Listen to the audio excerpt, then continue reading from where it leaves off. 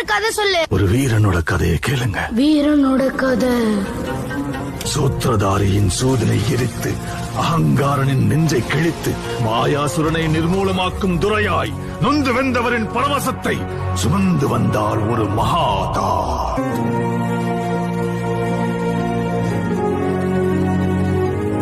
பயந்து மருகி பதரை சுருங்கிய சந்திரன் முகிலின் முந்தானையில் அஞ்சு ஒளிந்திருக்க ஜோதியாய் ஒரு பெண் எரிமலை ஒன்றை பெற்றெடுத்தார்.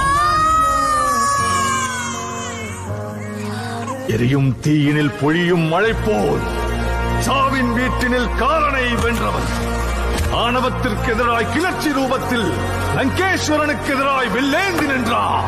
எரியும் ஜமதக்னி கோபத்தை மீறி சர்வமும் தான் என்ற பரமனை வினவினார்.